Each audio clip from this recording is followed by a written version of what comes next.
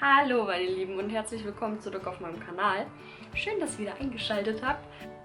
Mein Haarvideo, was ich vor kurzem hochgeladen habe, ist eigentlich ganz gut bei euch angekommen.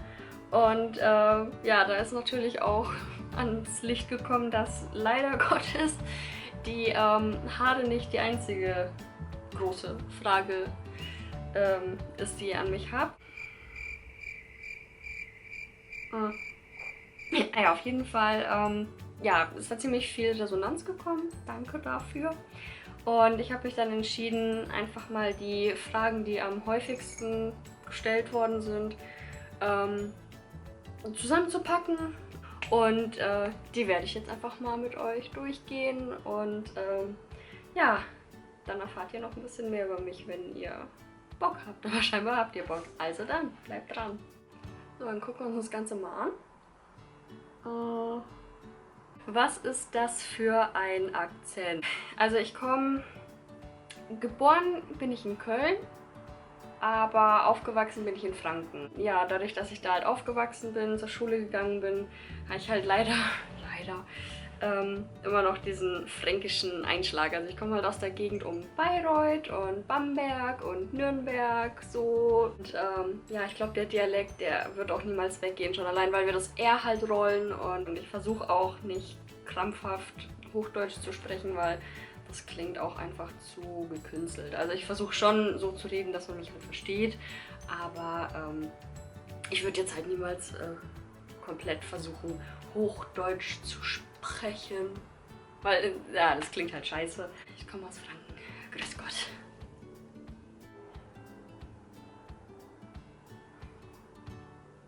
Nee, wann hast du dich dazu entschieden, deine Haare abzuschneiden und warum? Ich war 16 und ich war auch noch ja, war da eben zu dem Zeitpunkt noch in Bayreuth am Gymnasium, in der Oberstufe. Ich hatte ursprünglich so lange Haare ungefähr und die waren halt so Naturfarben, also halt eben so, wie ich hier jetzt meine Haare habe. Hatte so einen Fashion-Stufenschnitt. Also die erste Stufe war ungefähr hier und dann da unten und dann hingen da unten noch so ein paar Fäden. Irgendwann sahen meine Haare halt ziemlich seltsam aus und es war so ein Tag im Winter und dann kam natürlich auch noch Schnee und Regen und alles drauf und die waren so komplett so krisselig, fusselig und da habe ich mir dann gedacht, boah, nee, irgendwie mir gefällt das nicht und irgendwie fühle ich mich nicht wohl und wollte aber halt auch nicht sofort kurz machen, weil ich immer gemeint habe, nee, kurze Haare, das haben nur alte Frauen, die so ein bisschen fesch und peppig sein wollen. Voll das scheiß Klischee, ich weiß. Ja, dann habe ich erstmal angefangen, mir die Haare ungefähr auf Schulterlänge zu schneiden, dass ich mir für den Fall der Fälle noch einen Zopf machen könnte. Und ja, dann war ich bei Schulterlänge, war immer noch, dachte ich mir, oh, da geht noch mehr. Da hatte ich irgendwann Bob. Das ist nicht ganz so vorteilhaft, weil ja mein Gesicht schon eher rund ist mit Bäckchen. Ja, dann bin ich halt so schrittweise kurz gegangen, aber es ist alles auf jeden Fall so im Alter von 16, 17 passiert und habe dann halt rumexperimentiert. Auf jeden Fall lang sind meine Haare nie mehr geworden, bis heute nicht, ich bin jetzt 23. Ja, und der Grund eben war einfach, ich habe mich nicht wohl gefühlt, es sah auch kacke aus und ich wollte einfach eine Veränderung haben. Dazu kam dann auch die Frage, ob ich das jemals bereut habe. Nein, also wirklich nicht. Ich war auch nicht jemand, der irgendwie dann im Friseurstuhl saß und angefangen hat zu heulen, so meine Haare sind weg. War nie. Mein Umfeld, also meine Familie und sowas, die haben das alle gut aufgenommen. In der Schule war es ja nicht ganz so, aber ich war sowieso nie wirklich beliebt bei mir in der Schule. Ich war immer so ein bisschen der Außenseiter, Paradiesvogel, Nerd, Idiot, keine Ahnung. Und da kamen halt mal so Kommentare wie Pfannkuchengesicht, weil es halt irgendwie damals noch mein Gesicht noch mehr betont hat. Ja, das war nun mal ich und irgendwie, man hatte mich dann halt auch erkannt, aber ja, also ich selber habe es eben nicht bereut, nur man musste halt auch ein bisschen Kritik oder Hänselei einstecken, aber mein Gott, damit muss man leben. Man hat am Rande von einer Krankheit mitbekommen, die du hast. Was genau hast du? Ich habe ja Anfang Januar bei Instagram verlauten lassen, dass ich eben eine Diagnose bekommen habe. Die nennt sich hochgradige Mitralklappeninsuffizienz. Das klingt ziemlich schlimm.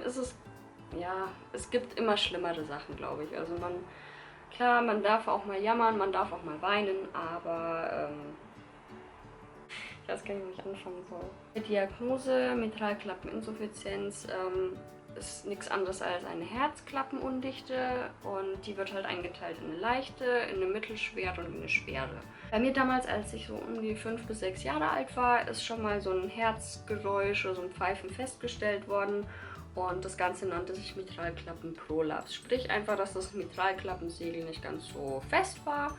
Aber das ist halt kein Grund zur Sorge und ich war auch immer belastbar, das hat die Probleme gemacht. Man hat es halt ab und zu gehört, wenn ich zum Beispiel in Stresssituationen war oder nervös war, dann hat das halt so ein bisschen so gehupt, habe ich halt immer gesagt. Aber ich hatte halt nie Probleme damit, bis ungefähr, ja, Februar erstmal 2016. Da habe ich dann schon angefangen, so ein bisschen über Herzstechen geklagt und bin damit halt auch zum Kardiologen, weil man halt diese Prolaps immer so alle 2 Jahre ungefähr halt kontrollieren sollte. War auch immer alles okay. Mein Blutdruck war schon immer niedrig. Das ist eigentlich alles nichts Schlimmes. Und da kam auch ehrlich gesagt noch nichts Schlimmes raus. Richtig schlimm wurde es dann eigentlich eher so im Sommer 2016. Da habe ich dann irgendwann gemerkt, also ich bin damals halt noch in der Ausbildung gewesen und war eigentlich auch immer extrem ehrgeizig, extrem belastbar. Ich habe Überstunden gemacht, ich habe nie gefehlt, nur wenn wirklich gar nichts ging. Ich habe irgendwann gemerkt, ich kann nicht mehr und ich bin immer so schnell an meine Grenzen gekommen. Ich habe nachgelassen, das hat dann auch im Betrieb Auswirkungen gehabt. Ich konnte halt einfach nicht mehr so, wie ich es von mir gewohnt war. Im November, Dezember bin ich dann auch immer öfter regelmäßiger krank geworden. Man hat mir Antibiotikum gegeben, aber nichts ist irgendwie besser geworden. Wir haben dann im Herzzentrum in der Uniklinik Köln angerufen, haben den Fall geschildert, ob wir vorbeikommen sollen oder nicht. Und dann hieß es, wir legen das mal einem Kardiologen vor und wenn da Bedarf besteht, darüber zu reden, dann rufen wir zurück. 2, 3 Stunden später kam der Anruf von der Uniklinik. Ja, Frau Gebhardt, wir müssten uns mal persönlich sprechen. Da kam dann eben raus, war vielleicht ein Zufallsbefund, dass diese leichte Insuffizienz, die angeboren war und die auch nie Probleme gemacht hat, schon mindestens mittelgradig war. Und da hieß es, sie wussten nicht, ob wir das schon wussten und wir hatten uns erstmal gedacht, okay, es ist schon mindestens mittelgradig. Das heißt einfach, dass sehr wahrscheinlich eine Sehne gerissen ist. Ja, dann hieß es, dann müssen auf jeden Fall halt Folgeuntersuchungen noch gemacht werden, um halt genau festzustellen, wie schlimm es ist. Und eben weil ich auch diese Symptome hatte mit Abgeschlagenheit und ich komme keine Treppen zum Beispiel mehr hoch, also nur halt unter Anstrengung, die Müdigkeit und eben diese ganzen Symptome, die ich da noch geschildert hatte. Und dann ja, ging erstmal so der Untersuchungsmarathon los. Ich habe dann im Januar direkt ein Schluckecho bekommen, also musste da so unter Narkose einen Schlauch schlucken, der bis hierher ging, damit man guckt so im Herz, was da los ist. Da kam dann eben raus, dass einmal eben die Mitralklappe locker ist, dass die hochgradig locker ist, dass da sehr viel Blut immer zurückfließt und das eben auch die Probleme verursacht. Ja, da kam dann auch raus, dass das Ganze halt operativ behandelt werden muss in Form einer Herzklappenrekonstruktion. Die wird im Juli durchgeführt. Das ist so der Stand der Dinge. Also man sieht mir auch nichts an. Also das ist auch so eine Sache, weshalb man halt leider auch ein bisschen Probleme mit der Glaubwürdigkeit hat. Ich habe jetzt keine blauen Lippen oder sowas, aber man merkt halt irgendwann, wenn es mir zu viel wird, dann werde ich blass, klein, müde und versinke irgendwann in meinem Sitz und hoffe, dass ich nach Hause darf. Genug erzählt, das war jetzt sehr ausführlich ein kleiner Einblick in meine Krankheit, in meine Herzklappeninsuffizienz. Was magst du an dir und was nicht? Als jemand, der in der Schule eben nicht so sehr beliebt war und auch wegen seines Äußeren öfter mal kritisiert wurde, gibt es natürlich einige Sachen, die ich nicht so gerne an mir mag. Punkt 1 eben meine Lippen. Ich finde, also meine Unterlippe ist okay, aber meine Oberlippe ist der Horror. Also man sieht, da ist nicht so viel und das gefällt mir ehrlich gesagt nicht so gut. Ich habe auch schon überlegt, mir irgendwann die Lippen machen zu lassen, zumindest so ein bisschen, weil da ist einfach gar nichts. Also meine Lippen finde ich wirklich, wirklich wirklich hässlich. Lippensstifte sehen scheiße aus. Ich kann keine dunkelroten Lippen tragen, weil das ist einfach nur so ein kleiner Schlitz und das, nein, das gefällt mir nicht. So. Was ich noch nicht mag, sind meine Ohren. Also die sind A, halt winzig und B, sind die unterschiedlich. Also das Ohr ist auch klein, ja, und steht halt so ein bisschen ab. Und das Ohr hier, man sieht das auch, ist zwar auch klein, aber das steht meines Erachtens nach nicht so sehr ab und ist auch eher eckig geformt. Also keine Ahnung, woran das liegt. So, das sind die Sachen, die ich nicht an mir mag. Dafür mag ich meine Hände. Also meine Hände, finde ich, die sehen relativ schön und gepflegt aus. Bin ich auch stolz drauf. Und meine Nase. Also ich finde, meine Nase ist irgendwie süß. So ein bisschen knautschig. Und die finde ich... Also meine Nase, da bin ich stolz. Und meine Augenbrauen. Da gibt es, glaube ich, größere Unfälle als meine. Die sind auch noch okay. So. Wie lange brauchst du täglich im Bad? Das ist gar nicht mal so lange. Also wie gesagt, ich dusche und wasche mich eben täglich.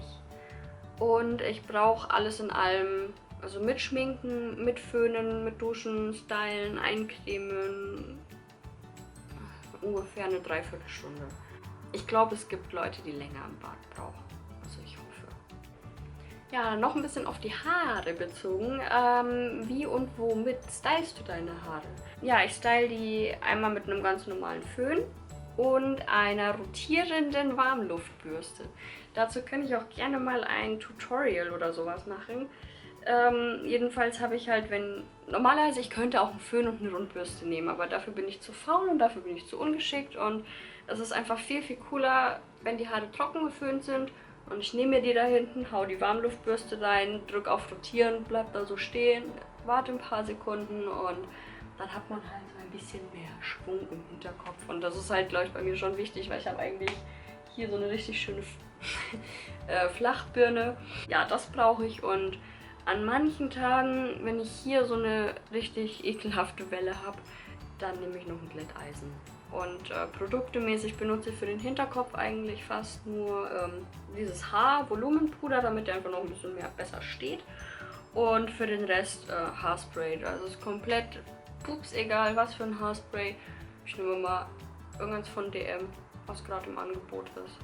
Und sprühe mir hier so ein bisschen den Pony an. Gar nicht mal so viel. Tut mir leid. Und dann kam noch häufig die Frage, wer meine Haare macht. Mein Friseur heißt Sean. Sean ist, den habe ich kennengelernt bei dem Friseur meines Vertrauens um die Ecke, wo ich wohne. Und bin ihm seitdem eigentlich fast überall hingefolgt. Und mittlerweile ist er bei Liebeshaarfriseure in der Kölner Innenstadt, in der Ehrenstraße und schneidet mir dann jetzt da die Haare. Und ich kann euch nur empfehlen, wenn ihr aus Köln oder Umgebung kommt und noch auf der Suche nach einem Friseur seid oder sagt, boah, die Henny hat coole Haare, wer macht die, ich will die auch haben. Geht zum Sean, geht zu Liebeshaar, in die Ehrenstraße. Und sagt einfach, dass ihr von mir kommt. Dann freut er sich bestimmt, dann weiß er auch, was er machen soll. Und ja, damit hoffe ich, dass ich euch auch ein bisschen helfen konnte. Ja, damit sind, glaube ich, alle Fragen, die so ein bisschen auf der Seele gebrannt haben, beantwortet. Ja, ich hoffe einfach, dass es euch gefallen hat, dass ihr ein bisschen mehr über mich erfahren habt und wenn ihr weiter immer auf dem neuesten Stand sein wollt, dann abonniert mich am besten. Und ja, mir hat es Spaß gemacht. Ich hoffe euch auch. Und bis zum nächsten Mal. Ciao!